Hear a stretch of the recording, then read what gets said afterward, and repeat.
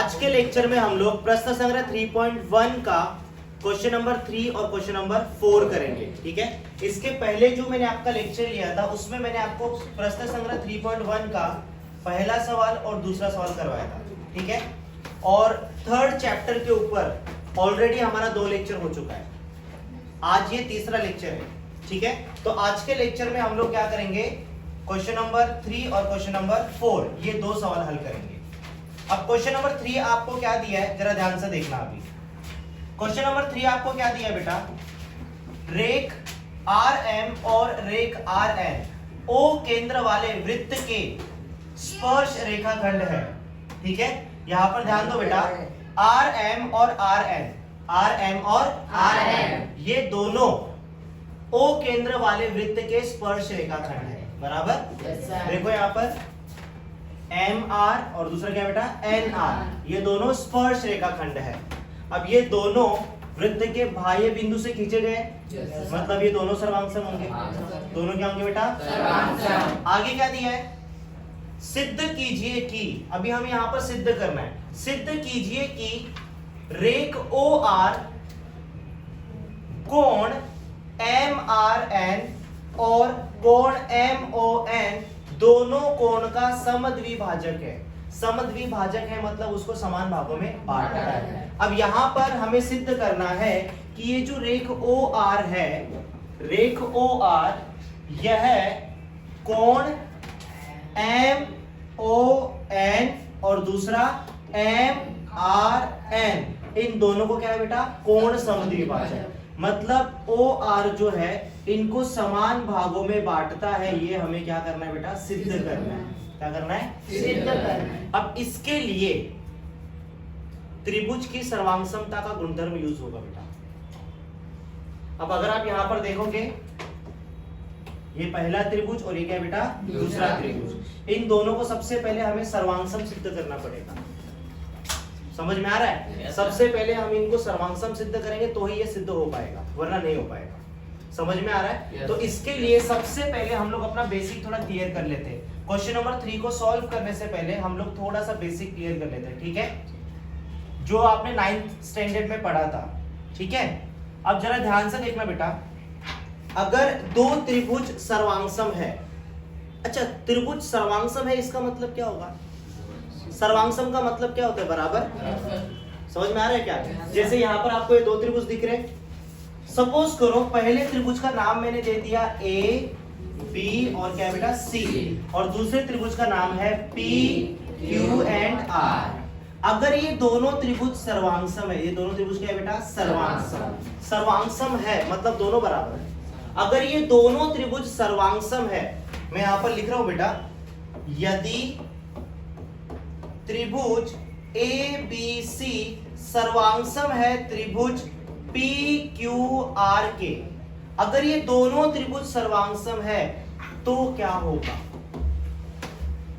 अगर ये दोनों त्रिभुज सर्वांगसम है तो क्या होगा, तो बेटा याद रखना, फर्स्ट कंडीशन संगत भुजाएं सर्वांगसम होगी। संगत भुजाएं क्या होंगी, सर्वांगसम मतलब बराबर होगी। संगत भुजाएं की बात कर रहा हूं। अब संगत भुजा मतलब क्या, देखो AB की संगत भुजा क्या है, PQ, BC की संगत भुजा क्या है, QR, और AC की संगत भुजा क्या है, PR। मतलब संगत भुजाएं जो है वो सर्वांगसम होगी। सर्वांगसम होगी मतलब बराबर होगी। समझ में आ रहा है, इसका मतलब ये है, अगर AB 10 सेंटीमीटर है तो PQ भी कितना होगा, 10 सेंटीमीटर। BC अगर 8 सेंटीमीटर है तो QR भी कितना होगा, 8 सेंटीमीटर। AC अगर 5 सेंटीमीटर है तो PR भी क्या होगा, 5 सेंटीमीटर। तो याद रखना बेटा, अगर ये दोनों सर्वांगसम है तो क्या होगा, पहली कंडीशन संगत भुजाएं सर्वांगसम होगी। सर्वांगसम, ये पहली कंडीशन है।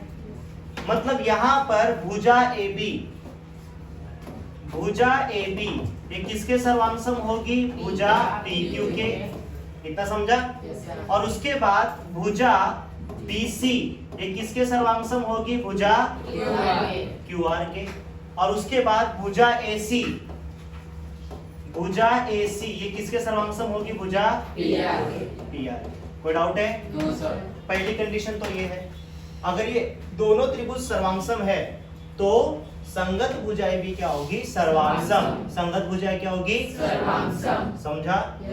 और उसके बाद सेकंड कंडीशन, संगत कोण भी सर्वांगसम होंगे। संगत कोण भी क्या होंगे? संगत कोण भी क्या होंगे? सर्वांगसम मतलब बराबर होंगे। ठीक है, इसका मतलब ये है कि अगर ये कोण 60 अंश है तो ये भी कितना होगा? 60 अंश। ये अगर 30 है तो ये भी कितना होगा? 30। ये अगर 40 है तो ये भी कितना होगा? 40। इसका मतलब ये है कि संगत कोण भी क्या होंगे? सर्वांगसम। क्या होंगे? सर्वांगसम। कब होंगे? जब दोनों त्रिभुज क्या होंगे? सर्वांगसम। समझा? सर्वांगसम मतलब बराबर, मतलब इसी का कॉपी वो है, ऐसा समझो। देखो हमने समरूपता किया था, याद है? समरूपता में आकृति बड़ा छोटा हो सकता है लेकिन सर्वांगसम में बड़ा छोटा नहीं हो सकता। समझ में आ रहा है? समरूपता के अंदर हमने क्या पढ़ा था? समरूपता के अंदर आकार समान होता है लेकिन माप अलग अलग, और यहाँ पर आकार भी समान होगा और माप भी क्या होगा? समान। समझा? तो सेकंड कंडीशन में यहाँ पर लिख देता हूं, संगत कोण सर्वांगसम होते हैं। मत इसका मतलब क्या है? कोण ए जो है वो सर्वांगसम होगा कोण पी के, कोण बी जो है वो सर्वांगसम होगा कोण क्यू के, और कोण सी सर्वांगसम होगा कोण आर के। कोई डाउट है? क्लियर है? यदि दोनों त्रिभुज सर्वांगसम है तो संगत भुजाएं भी सर्वांगसम होंगे और संगत कोण भी क्या होंगे? सर्वांगसम। ये तो हम समझ गए। अब इसका अपोजिट सीखना। अपोजिट मतलब सर्वांगसम है तो ऐसा होगा। अब हमें क्या सीखना है कि दो त्रिभुज सर्वांगसम कब होंगे? दो त्रिभुज सर्वांगसम कब होंगे, इसी की हमें कसौटी सीखना है। ठीक है, तो सबसे पहला है बेटा भुजा भुजा भुजा कसौटी। अब ये दोनों त्रिभुज आपको दिख रहे हैं। अब ये दोनों त्रिभुज सर्वांगसम कब होंगे? जब संगत भुजाएं सर्वांगसम होंगी। जब संगत भुजाएं सर्वांगसम होंगी। संगत भुजाएं, तीनों भुजाएं की बात कर रहा हूं, ध्यान से देखना। यहां पर क्या है बेटा? भुजा भुजा भुजा कसौटी। अब ये कसौटी क्या बोलती है? ध्यान से देखते हैं बेटा। त्रिभुज का नाम पहले दे देते। त्रिभुज का नाम है बेटा ए बी और सी, और इस त्रिभुज का नाम है बेटा पी क्यू एंड आर। अब ये दोनों सर्वांगसम कब होंगे? जब तीनों संगत भुजाएं सर्वांगसम होंगी।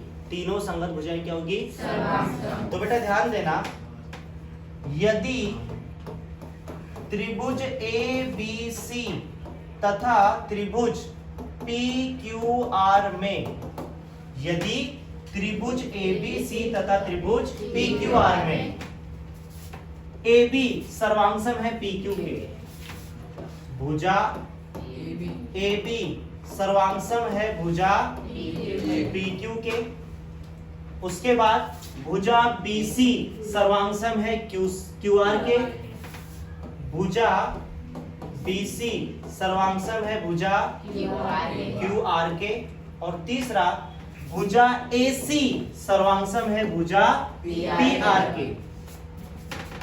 भुजा AC सर्वांगसम है भुजा PR के। यहां पर देखो, संगत भुजा सर्वांगसम, संगत भुजा सर्वांगसम, संगत भुजा सर्वांगसम। अगर तीनों संगत भुजाएं सर्वांगसम है तो सर्वांगसमता की भुजा भुजा भुजा कसौटी से ये दोनों त्रिभुज क्या हो जाएंगे? समरूप। ये दोनों त्रिभुज क्या हो जाएंगे बेटा? सर्वांगसम। क्या हो जाएंगे? सर्वांगसम। गलती से मैंने समरूप बोल दिया। ये दोनों त्रिभुज सर्वांगसम होंगे। समझ में आ रहा है? Yes sir. भुजा भुजा भुजा कसौटी से ये दोनों त्रिभुज क्या हो जाएंगे? सर्वांगसम। क्या हो जाएंगे? सर्वांगसम। क्लियर है? Yes sir. तो यहां पर याद रखना, तो भुजा भुजा भुजा कसौटी से त्रिभुज ABC सर्वांगसम होगा त्रिभुज PQR के। कोई डाउट है? No sir. अगर तीनों संगत भुजाएं सर्वांगसम है तो दोनों त्रिभुज क्या होंगे? सर्वांगसम। क्या होंगे? सर्वांगसम। तो ये हो गया भुजा भुजा भुजा कसौटी, भुजा भुजा भुजा कसौटी। समझा? अब इसके बाद हम लोग देखेंगे भू को भू कसौटी। भू को भू कसौटी। भुजा भुजा और बीच में क्या है बेटा? कोण। दो भुजा और कोण है। अब कौन सी दो भुजा और कौन सा कोण? अब कोण जो होगा वो दोनों भुजा के बीच में होगा, दोनों भुजा के बीच में। जैसे ध्यान से देखना बेटा, इस त्रिभुज का नाम है x, y और z, ठीक है, और इसका नाम हम लोग दे देते हैं p, q एंड r। समझ में आ रहा है? अब ध्यान से देखना बेटा, देखो भुजा xy, भुजा xy, भुजा xy सर्वांगसम है भुजा pq के। क्लियर है? xy सर्वांगसम है pq के। संगत भुजा संगत भुजा क्या है बेटा? सर्वांगसम। और उसके बाद yz, भुजा yz ये सर्वांगसम है qr के। किसके सर्वांगसम है? कोण कौन सा रहेगा जो इसके बीच में आए? इन दोनों के बीच में कौन सा कोण आ रहा है? y। यहाँ पर कौन सा कोण है? समझ में आ रहा है? अगर ये दोनों भुजा लेते हो तो ये वाला कोण होना चाहिए भुजा कोण भुजा, कसौटी से फिर ये क्या हो जाएंगे? सर्वांगसम। क्या हो जाएंगे? सर्वांगसम। क्लियर है? संगत भुजा सर्वांगसम, संगत भुजा सर्वांगसम, और इन दोनों के जो बीच में कोण आ रहा है वो सर्वांगसम होना चाहिए, तो ये सर्वांगसम होंगे। तो ये दोनों त्रिभुज क्या होंगे बेटा? सर्वांगसम। क्या होंगे? क्लियर है? तो याद रखना, यदि त्रिभुज एक्स वाई जेड तथा त्रिभुज पी क्यू आर में भुजा एक्स वाई सर्वांगसम है भुजा पी क्यू के, और दूसरा कोण y सर्वांगसम है कोण q के, और तीसरा भुजा yz सर्वांगसम है भुजा qr के, तो भुजा कोण भुजा कसौटी से ये दोनों त्रिभुज क्या हो जाएंगे? सर्वांगसम। क्या हो जाएंगे? सर्वांगसम। बेटा याद रखना, दोनों भुजाओं के बीच में वो कोण आना चाहिए। ऐसा नहीं होना चाहिए कि ये दो भुजा है और कोण ये सर्वांगसम, तो नहीं। समझ में आ रहा है? जो बातें बता रहा हूं याद रखना। क्लियर है? Yes sir. तो बेटा याद रखना, तो भुजा कोण भुजा कसौटी से त्रिभुज एक्स वाई जेड सर्वांगसम होगा त्रिभुज पी क्यू आर के। क्लियर है? Yes sir. आगे चले? Yes sir. चलो ठीक है, अब आगे चलते बेटा। नेक्स्ट है उसी का अपोजिट, उसमें भू को भू था और इसमें क्या है बेटा? को भू को। उसमें दो भुजा के बीच में कोण था और यहाँ पर क्या होगा? दो कोण के बीच में भुजा होगा। समझ में आ रहा है? तो इसके लिए काम करते, सबसे पहले हम लोग डायग्राम बना लेते, दो त्रिभुज ले लेते, ठीक है, अपने हिसाब से दो त्रिभुज ले लेते।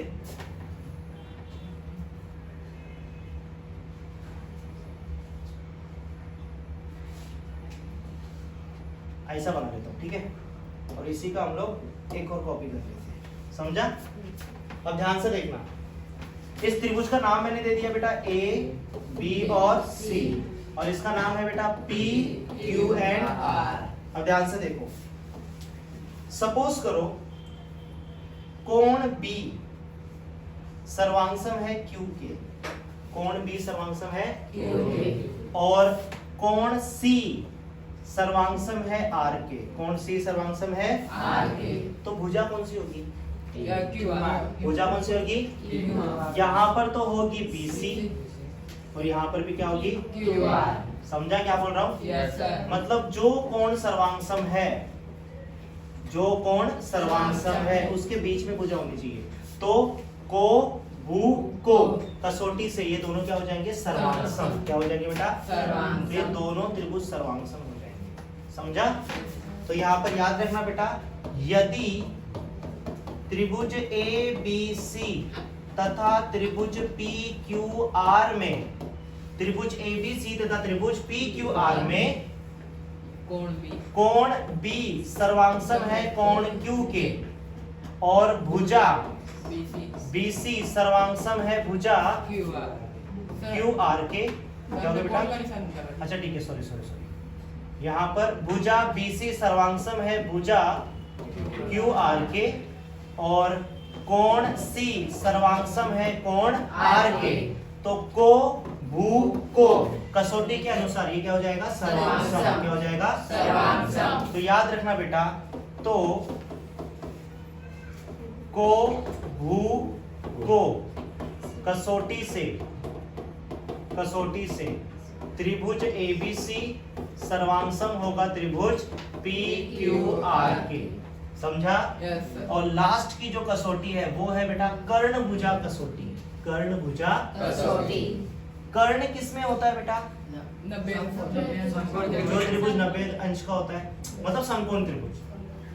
समकोण त्रिभुज में कर्ण होती है ना बेटा? Yes, sir. 90 अंश की समभुजा क्या होती है? कर्ण। कर्ण। 90 अंश की समभुजा कर्ण। जैसे फॉर एग्जांपल यहाँ पर देखो त्रिभुज ABC और ये क्या है बेटा? PQ and R। ठीक है, अब यहाँ पर देखो ये 90 अंश है और ये कितना बेटा? 90 अंश। 90 अंश है, मतलब ये दोनों त्रिभुज समकोण है। दोनों त्रिभुज क्या बेटा? समकोण। अब ये सर्वांशम कब होंगे? अब ये सर्वांशम कब होंगे? तो पहली कंडीशन तो ये है कि इनके कर्ण सर्वांशम होने चाहिए। इनके कर्ण क्या होने चाहिए बेटा? सर्वांशम। इनके जो कर्ण है वो सर्वांशम होने चाहिए। मतलब AC जो है वो बराबर होना चाहिए PR के। AC किसके बराबर होना चाहिए? PR के। और उसी के साथ साथ या तो ये दोनों भुजा बराबर होनी चाहिए या तो ये दोनों भुजा बराबर होनी चाहिए। मतलब संगत कोई भी एक संगत भुजा क्या होनी चाहिए? सर्वांशम। जैसे फॉर एग्जांपल BC सर्वांशम है QR के। BC सर्वांशम है QR के। मतलब एक कर्ण बराबर होना चाहिए और एक भुजा बराबर होनी चाहिए, तो ऑटोमेटिकली सर्वांशम हो जाएगा। अगर ये दोनों बराबर है तो तीसरा भी बराबर हो जाएगा। ठीक है, मतलब पहली कंडीशन तो ये है कि दोनों का कर्ण क्या होना चाहिए? सर्वांशम। और दूसरी कंडीशन या तो ये दोनों भुजा सर्वांशम होनी चाहिए या तो ये दोनों भुजा, कोई भी चलेगी। समझा? Yes, sir. तो यहाँ पर याद रखना बेटा, यदि त्रिभुज ABC तथा त्रिभुज PQR में भुजा AC सर्वांशम है भुजा PR के तथा भुजा BC सर्वांशम है भुजा QR के। कर्ण सर्वांशम है और एक भुजा क्या है बेटा? सर्वांशम। तो क्या होगा बेटा? तो कर्ण भुजा कसौटी से कर्ण भुजा कसौटी से क्या हो जाएगा बेटा? त्रिभुज ABC सर्वांशम होगा त्रिभुज PQR के। समझा? Yes, sir. चारों कसौटी आपको समझी? Yes, sir. अब हम करेंगे क्वेश्चन नंबर 3 को सॉल्व। ठीक है? Yes, अब तुमको ये समझ में आ जाएगा, अब तुमको कोई प्रॉब्लम नहीं होगी। कोई डाउट है? No, sir. तो सबसे पहले काम करते हैं, जो हमें दिया है वो लिख लेते हैं। ठीक है, तो दत्त में हमें क्या दिया है? क्वेश्चन नंबर 3, इसको बेटा हल करेंगे। सबसे पहले लिखो बेटा दत्त। दत्त मतलब क्या दिया है तुमको। कभी भी याद रखना, जब सिद्ध करने को आएगा तो दत्त, साध्य और उत्पत्ति लिखने का। ठीक है, तो सबसे पहले दत्त हम लोग लिखेंगे। दत्त में हमको क्या लिखा है? रेख RM जैसा लिखा है एज इट इज लिख दो चाहिए तो। रेख RM और रेख RN O केंद्र वाले वृत्त के स्पर्श रेखा खंड है। स्पर्श रेखा खंड है। समझा? Yes, sir. तो हमें सिद्ध करना है, तो यहाँ पर लिखेंगे साध्य। हमें सिद्ध क्या करना है बेटा? हमें सिद्ध करना है रेख OR यह है कोण MRN और कोण MON दोनों कोणों का समद्विभाजक है। समद्विभाजक समद्विभाजक का मतलब समान भागों में बांटता है। ये हमें क्या करना है बेटा? सिद्ध करना है। क्या करना है? सिद्ध। चलो अब ध्यान से देखो, हमें दत्त में क्या दिया है? O केंद्र वाले वृत्त में RM और RN ये दोनों क्या है बेटा? स्पर्श रेखा खंड है, जो वृत्त को बिंदु M तथा बिंदु N पर क्या करते हैं? स्पर्श करते हैं। कितना समझा? चलो अब ध्यान से देखो बेटा, अब यहां से हम लोग स्टार्ट करते हैं उपपत्ति। ऐसे लिखते हैं ना? Yes, sir. चलो स्टार्ट करते हैं बेटा। सबसे पहले आपको इसके अंदर दो त्रिभुज दिख रहे होंगे। Yes sir. एक तो देखो बेटा MOR मोर, और दूसरा NOR नोर। मोर और नोर, ये दो त्रिभुज है इसमें, बराबर। तो यहां पर लिखेंगे सबसे पहले त्रिभुज MOR तथा त्रिभुज NOR में।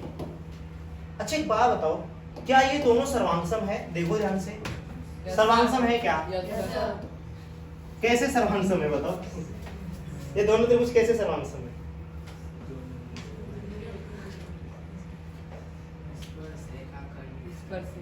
मैं बताऊंगा फिर। ये दोनों त्रिभुज कैसे सर्वांगसम है? पहला त्रिभुज कौन सा बेटा? देखो पहला त्रिभुज ये है MOR, ये पहला त्रिभुज है। और दूसरा त्रिभुज है बेटा NOR, ये त्रिभुज है। ये पहला त्रिभुज और ये दूसरा त्रिभुज। कर्ण भुजा कसौटी लग जाएगी। और उससे इजी अगर आपको करना है तो मैं कहूंगा भुजा भुजा भुजा कसौटी। कैसे बताता हूं मैं आपको। सबसे पहले यहां पर लिखेंगे त्रिभुज MOR तथा त्रिभुज NOR में। अच्छा एक बात बताओ, भुजा MR सर्वांगसम है भुजा NR के। क्या दोनों सर्वांगसम है? Yes sir. सर्वांगसम है। Yes sir. क्यों सर्वांगसम है बेटा? क्योंकि ये भी स्पर्श रेखा खंड है और ये भी क्या है बेटा? स्पर्श रेखा खंड। संगत भुजा सर्वांगसम हो गई। संगत भुजा क्या होगी बेटा? सर्वांगसम। तो यहाँ पर लिखेंगे, हाँ ये सर्वांगसम क्यों है? स्पर्श रेखा खंड के प्रमेय से। स्पर्श रेखा खंड के प्रमेय से। इतना क्लियर है? Yes sir. अब उसके बाद अच्छा एक बात बताओ,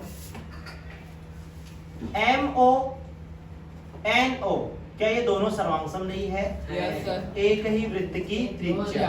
एक ही वृत्त की त्रिज्या। देखो MR बराबर है NR के, MO बराबर है NO के। देखो MO कहो या फिर OM कहो, OM बराबर है ON के। एक ही वृत्त की त्रिज्या। तो यहां पर मैं लिखूंगा बेटा भुजा OM लिखता हूं, ठीक है। OM यह सर्वांगसम है भुजा ON के। एक ही वृत्त की त्रिज्या है। एक ही वृत्त की त्रिज्या है। क्लियर है? अब उसके बाद लास्ट, अच्छा OR दोनों में कॉमन है। यहाँ पर देखो बेटा, ये जो OR भुजा है ये दोनों में क्या है बेटा? सामान्य भुजा है ना। सामान्य है मतलब बराबर है। तो यहाँ पर लिखेंगे भुजा OR सर्वांगसम है भुजा OR के, और यहाँ पर लिखेंगे सामान्य भुजा। सामान्य भुजा। तो यहाँ पर देखो बेटा भुजा भुजा भुजा कसौटी से ये दोनों त्रिभुज क्या होंगे बेटा? सम। दोनों त्रिभुज क्या होंगे? सर्वांगसम। क्या होंगे बेटा? सर्वांगसम। तो इसीलिए सर्वांगसमता की भू भू भू कसौटी से क्या होगा बेटा? त्रिभुज MOR सर्वांगसम होगा त्रिभुज NOR के, बराबर। अच्छा एक बात बताओ, अगर ये दोनों सर्वांगसम है तो संगत कोण सर्वांगसम होंगे? संगत कोण क्या होंगे? अब संगत कोण कौन कौन से वो भी देख लो। संगत कोण ध्यान से देखना बेटा। देखो कोण M का संगत कोण है N, बराबर। और इस कोण का संगत कोण है ये वाला कोण, और इस कोण का संगत कोण है बेटा ये वाला कोण। समझ में आ रहा है क्या बोल रहा हूं? संगत कोण बराबर होंगे। देखो बेटा ये 90 अंश है तो ये भी कितना बेटा? 90 अंश। स्पर्श रेखा त्रिज्या पर लंब होती है। स्पर्श रेखा त्रिज्या पर लंब होती है। ये दोनों 90 अंश है, संगत कोण है। उसके बाद ध्यान से देखना बेटा, ये कोण और ये कोण सर्वांगसम है। Yes sir. दोनों संगत कोण है। Yes sir. और उसके बाद ये कोण और ये कोण भी क्या है बेटा? सर्वांगसम। अब एक बात बताओ बेटा, ध्यान से सुनो। कोण का नाम क्या है? MOR। MOR और यहां पर सॉरी MON, और यहाँ पर बेटा OR बराबर। Yes sir. एक बात बताओ, क्या ये दोनों को बराबर नहीं बांट रहा है? Yes sir. अच्छा, क्या ये दोनों को बराबर नहीं बांट रहा है? Yes sir. बांट रहा है ना? Yes sir. OR इसको भी बराबर बांट रहा है और OR इसको भी क्या कर रहा है? बराबर बांट रहा है। दो हिस्सों में बांट रहा है ना? Yes sir. मतलब ये क्या है बेटा? समद्विभाजक है। क्या है बेटा? समद्विभाजक। सबसे पहले हमने क्या किया? दोनों को सर्वांगसम सिद्ध किया। संगत कोण बराबर, संगत कोण बराबर। जब ये दोनों कोण बराबर है, ये दोनों कोण बराबर है, मतलब ये क्या कर रहा है? दोनों को समान भागों में बांट रहा है। तो हो गया ना सिद्ध। ये तो हमें क्या करना था? सिद्ध करना था। क्लियर है? Yes sir. तो अब लिखेंगे कैसे? यहाँ पर ऐसे लिखोगे बेटा, ये दोनों त्रिभुज क्या है बेटा? सर्वांगसम। Yes, sir. अब ये दोनों त्रिभुज सर्वांगसम है तो यहाँ पर लिखोगे MOR, कोण MOR ये सर्वांगसम है कोण NOR के, NOR के, तथा इसी के साथ साथ कोण MRO, MRO सर्वांगसम है कोण NRO के, NRO के। ऐसा क्यों?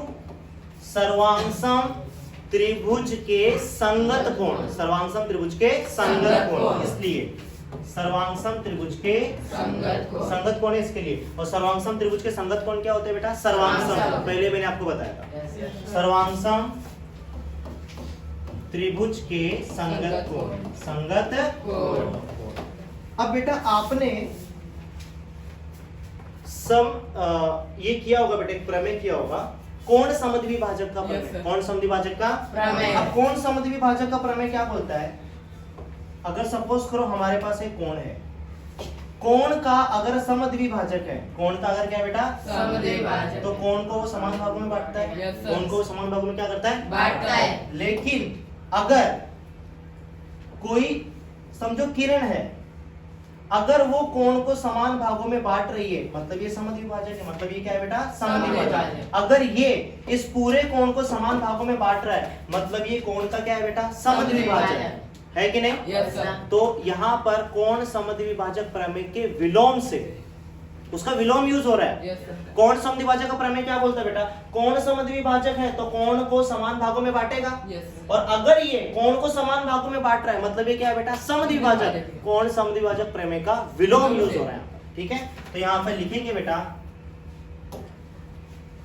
इतना क्लियर है ना? Yes sir. अब यहाँ पर देखो, ये दोनों सर्वांगसम है और ये दोनों क्या है बेटा? सर्वांगसम। तो यहाँ पर लिखेंगे कोण समद्विभाजक प्रमेय के विलोम से, विलोम से क्या होगा बेटा? कोण समद्विभाजक के प्रमेय के विलोम से रेख OR यह कोण MON तथा कोण MRN का समद्विभाजक है। क्या है बेटा? समद्विभाजक समद्विभाजक है। ये सिद्ध हो गया। क्लियर है? Yes sir. कोई डाउट है? No sir. चलो फटाफट इसको नोट डाउन कर लो। अब हम करेंगे क्वेश्चन नंबर 4। अब क्वेश्चन नंबर 4 आपको क्या दिया, जरा ध्यान से देखिए। क्वेश्चन नंबर 4 आपको दिया है 4.5 सेंटीमीटर त्रिज्या वाले वृत्त की दो स्पर्श रेखाएं परस्पर समांतर है। यहाँ पर दोनों स्पर्श रेखाएं क्या है बेटा? एक दूसरे के समांतर है। एक दूसरे क्या है बेटा? समांतर। उन स्पर्श रेखाओं के बीच की दूरी कितनी होगी? कारण सहित लिखिए। अब दोनों स्पर्श रेखाओं के बीच की दूरी हमें क्या करना है? ज्ञात करना है। 2 मिनट में सॉल्व हो जाएगा। देखो अभी ध्यान से देखना बेटा। देखो सपोज करो बेटा ये वृत्त है, बराबर। अगर वृत्त की स्पर्श रेखाएं समांतर है, वृत्त की स्पर्श रेखा क्या है बेटा? समांतर। समांतर है मतलब देखो ऐसे, ये एक रेखा हो गई और ये दूसरी रेखा हो गई। ठीक है, परफेक्ट ड्रॉ कर लेता हूं मैं। ये वृत्त है, सपोज करो ये एक स्पर्श रेखा हो गई और ये क्या है बेटा? स्पर्श रेखा।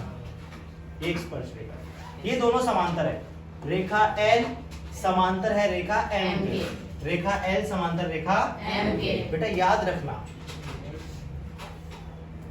अगर दो स्पर्श रेखाएं समांतर है, अगर ये दो स्पर्श रेखाएं क्या बेटा? समांतर, तो वह रेखाएं व्यास के अंत बिंदुओं से होकर जाती है। वह रेखा है व्यास के अंत बिंदु से होकर जाती है। इसका अंत बिंदु यहाँ पर ए होगा और इसका अंत बिंदु क्या होगा बेटा बी। अगर ये दोनों क्या है बेटा समांतर है तो यह व्यास के अंत बिंदुओं से होकर जाएगी।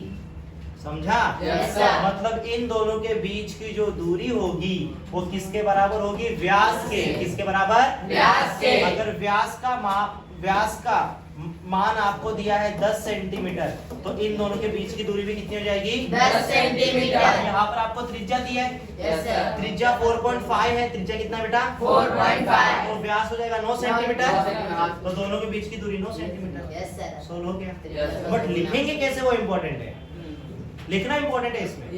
समझा? Yes, sir. तो सबसे पहले हम लोग ये मान के चलेंगे कि O केंद्र वाला वृत्त है, Yes, sir. उसकी दो स्पर्श रेखाएं हैं L और M। L और M। जो वृत्त को A तथा B पर स्पर्श करती है। समझा? Yes, sir. तो यहाँ पर एक काम करते हैं, सबसे पहले हम लोग स्पर्श रेखा बना लेते हैं। ठीक है?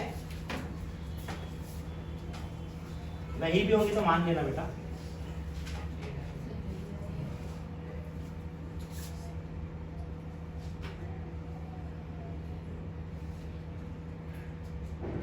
ठीक है? और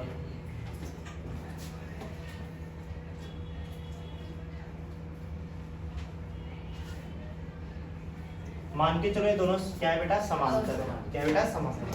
देखो वृत्त का केंद्र क्या है बेटा? O।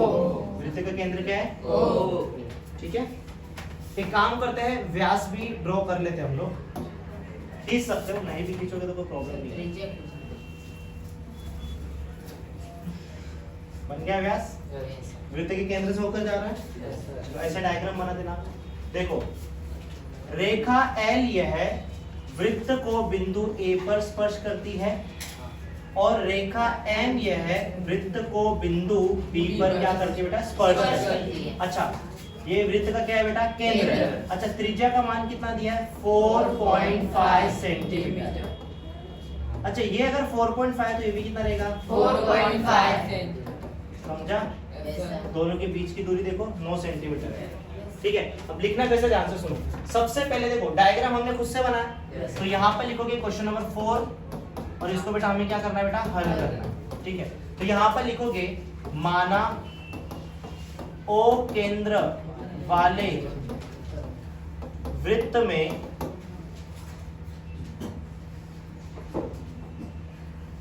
रेखा L समांतर है, या फिर पहले ये लिख देते बेटा, रेखा L यह वृत्त को बिंदु A तथा रेखा M यह वृत्त को बिंदु B पर स्पर्श करती है। स्पर्श करती है। और तथा इसी के साथ साथ रेखा L समांतर है रेखा रेखा L समांतर है रेखा M के। ये हमने क्या किया बेटा? मान लिया। समझा? Yes, sir. कोई डाउट है? No, sir. चलो अब आगे चलते हैं बेटा। मैंने आपको क्या बताया? अगर ये दोनों रेखाएं समांतर है तो इन दोनों के बीच की जो दूरी होगी वो किसके बराबर होगी? व्यास के। किसके बराबर होगी? व्यास के। क्यों होगी? क्योंकि ये दोनों रेखाएं व्यास के अंत बिंदुओं से होकर जाती है। समझ में आ रहा है? तो यहाँ पर लिख देना सबसे पहले सिंस, ठीक है, दो समांतर स्पर्श रेखाएं उस वृत्त के व्यास के अंत बिंदुओं से होकर जाती है। जाती है। तो इन दोनों की जो बीच की दूरी होगी, इन दोनों की क्या बेटा? बीच की दूरी। अब यहाँ पर दूरी क्या होगा? देखो बेटा, यहाँ पर बिंदु A पर स्पर्श करे और यहाँ पर बिंदु B पर। तो इसीलिए डिस्टेंस ऑफ AB बराबर हो जाएगा, किसके बराबर हो जाएगा बेटा? व्यास के। किसके बराबर हो जाएगा? व्यास के। अब आपको पता है व्यास जो है वो त्रिज्या का कितना गुना होता है? 2 गुना। कितना गुना? 2 दो गुना। गुना। तो ये 2 इंटू आर हो जाएगा। Yes, sir. तो यहाँ पर 2 इंटू आर का मान कितना है? 4.5. 4.5। तो 2 से गुणा करोगे तो 9 सेंटीमीटर।